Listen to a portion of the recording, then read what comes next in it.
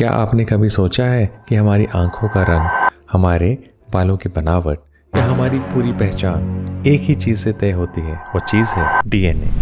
और इस डीएनए की संरचना यानी स्ट्रक्चर को खोजने वाले व्यक्ति थे जेम्स वॉटसन, एक ऐसा वैज्ञानिक जिसने जिंदगी का रहस्य खोल दिया लेकिन अपनी जुबान से खुद अपना सामान खो दिया। अध्याय 1, डीएनए का रहस्य। साल था 1953। कैम्ब्रिज यूनिवर्सिटी की एक लैब में दो वैज्ञानिक दिन रात मेहनत कर रहे थे, जेम्स वॉटसन और फ्रांसिस क्रिक। दोनों का सपना था जीवन की उस कोड को समझना जो हर जीव के अंदर छिपा है, डीएनए। डीएनए यानी डीऑक्सीरिबोन्यूक्लिक एसिड, जो हमारे शरीर की हर कोशिका में होता है और हमारे जीन की पूरी जानकारी रखता है। अध्याय 2, डबल हेलिक्स की खोज। एक महिला वैज्ञानिक रोजालिंड फ्रैंकलिन ने डीएनए की तस्वीर एक्सरे तकनीक से ली थी। उसी डेटा की मदद से वॉटसन और क्रिक ने खोजा कि डीएनए की बनावट डबल हेलिक्स जैसी है, यानी दो लंबी रस्सियां जैसे स्ट्रैंड्स जो एक दूसरे के चारों ओर लिपटी होती हैं। इनके बीच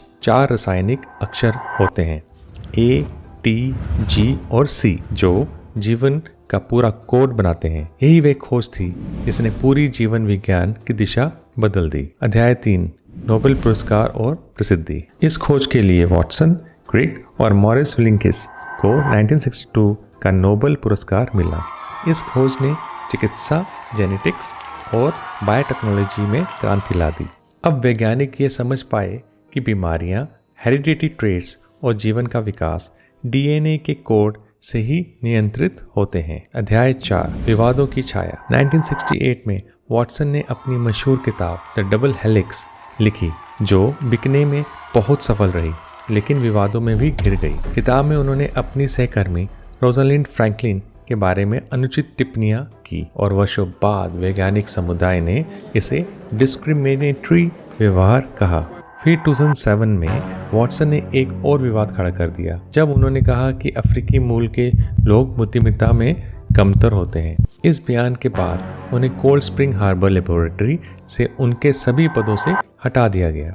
बाद में उन्होंने माफी मांगी लेकिन उनकी प्रतिष्ठा पर दाग लग चुका था। अध्याय 5, योगदान और विरासत। वॉटसन ने अपने जीवन में कई संस्थाओं की स्थापना की, जैसे कोल्ड स्प्रिंग हार्बर लेबोरेटरी और डीएनए लर्निंग सेंटर, जहां कई पीढ़ियों को जेनेटिक्स सिखाया जाता है। वे ह्यूमन जीनोम प्रोजेक्ट के पहले निर्देशक भी रहे, जिसने मानव डीएनए के 3 अरब अक्षरों का नक्शा तैयार किया। 1997 में उन्हें नेशनल मेडल ऑफ साइंस से सम्मानित किया गया। उनकी खोज ने इंसान को अपनी ही रचना को समझने का मार्ग दिखाया। अंतिम अध्याय, एक जटिल विरासत। 6 नवंबर 2025 में 97 वर्ष की उम्र में जेम्स वॉटसन का निधन हो गया। वे व्यक्ति जिसने जीवन का रहस्य खोल दिया लेकिन अपनी ही बातों से खुद को विवादों में घेर लिया। उनकी खोज ने हमें ये सिखाया कि विज्ञान केवल दिमाग से नहीं बल्कि दिल और विनम्रता से भी चलता है। डीएनए की तरह ही उनकी जिंदगी भी 2 स्ट्रैंड्स में बटी थी, एक तरफ प्रतिभा और दूसरी तरफ त्रुटियां। अगर आपको ये कहानी पसंद आई तो लाइक करें, शेयर करें और चैनल को सब्सक्राइब करें, जहां इतिहास, विज्ञान और इंसानियत तीनों मिलते हैं। Thank you very much.